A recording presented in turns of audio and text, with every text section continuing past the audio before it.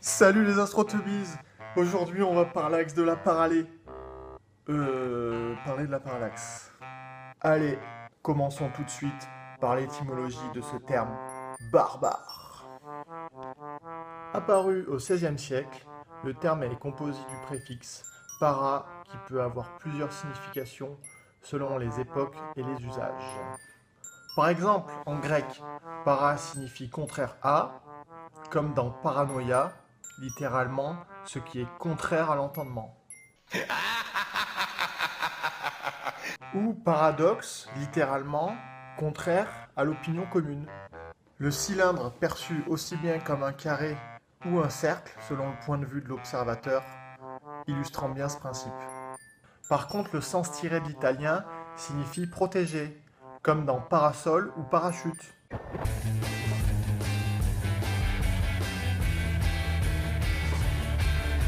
Quand l'usage moderne signifie plutôt à côté de, comme pour paranormal,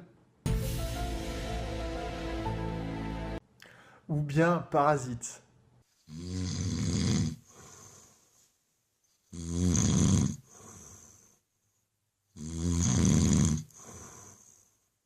Comment enfiler un suppositoire?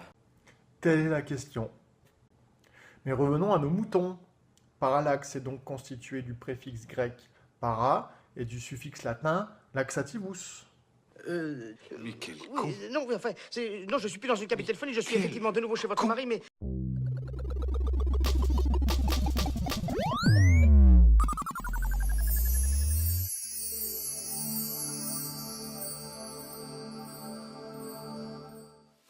Allez les astrotubies, je vous ai fait languir, mais pour comprendre l'effet de parallaxe, rien de mieux que de le faire par soi-même.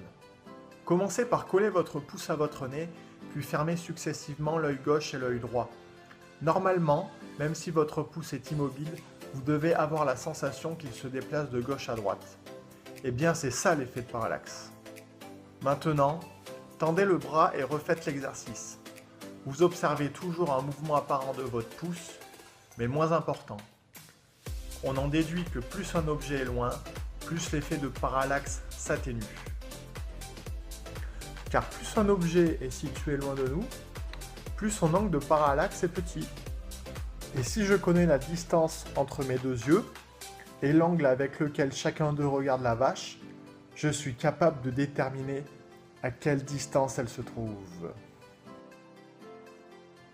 Maintenant, si l'on remplace chaque œil par la position de la Terre de part et d'autre du Soleil, c'est-à-dire un 6 mois d'intervalle, on profite d'un angle de parallaxe maximum pour tenter de déterminer la distance des étoiles les plus proches de nous.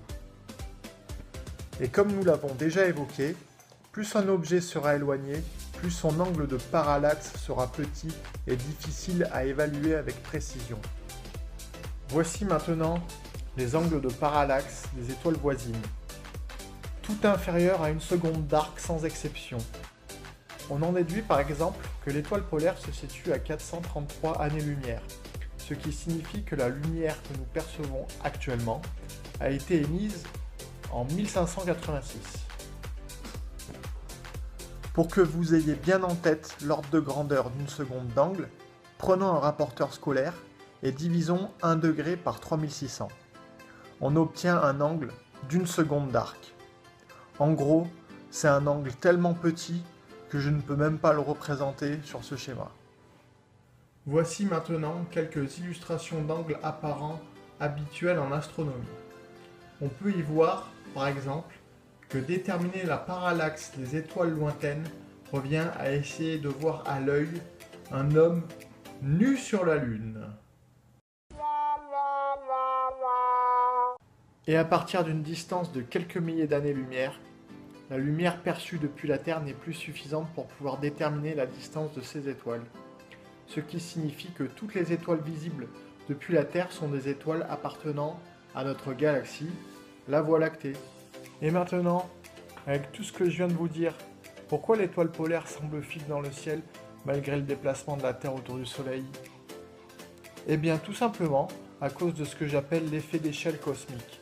Dans l'univers, tous les objets sont tellement lointains et donc leur angle de parallaxe tellement petit que même au cours de la révolution de la Terre autour du Soleil, tous les objets semblent brodés à la toile cosmique, qui elle, par contre, défile dans le ciel lors de leur rotation de la Terre sur son axe. L'étoile polaire, elle, ne déroge pas à cette règle, car la distance Terre-étoile polaire est 4 millions de fois plus grande que le diamètre de révolution de la Terre autour du Soleil. Voilà pour cette deuxième vidéo, les astroteubis.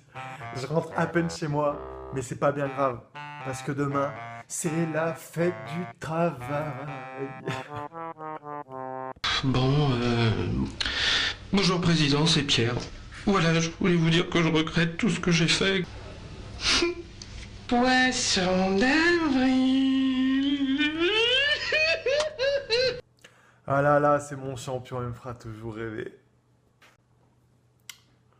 Mais maintenant que j'y pense, ça devrait être la fête du travail tous les jours, en fait. Dégage. Dégage. Et paradoxe, c'est au moment où vous y attendez le moins que je vais vous révéler la signification de parallaxe, qui désigne le déplacement de la position apparente d'un corps, dû à un changement de position de l'observateur. Plus l'objet est loin, plus son angle de parallaxe est petit, plus son déplacement sera petit. Comme pour la Lune et les étoiles sur cette vidéo. Voilà les astroteubis, merci pour votre attention. Je vous adore, mais là il commence à se faire un petit peu tard, donc je vais vite aller me coucher. Et de toute manière, on se retrouve rapidement pour de nouvelles aventures. Et d'ici là, surtout, n'oubliez pas de garder la pêche. Enrico l'abricot, acceptez-vous de prendre pour épouse Eva la pêche? Ok. Ramon ta fraise, vous êtes plutôt avec ou sans conservateur? Ramon est sans conservateur. Il est sauvage. Un taureau dans sa Attention, case. chaise. Oui. Chaud comme la braise. Oui, non. Les Oui, j'ai compris, j'ai compris. barbecues de...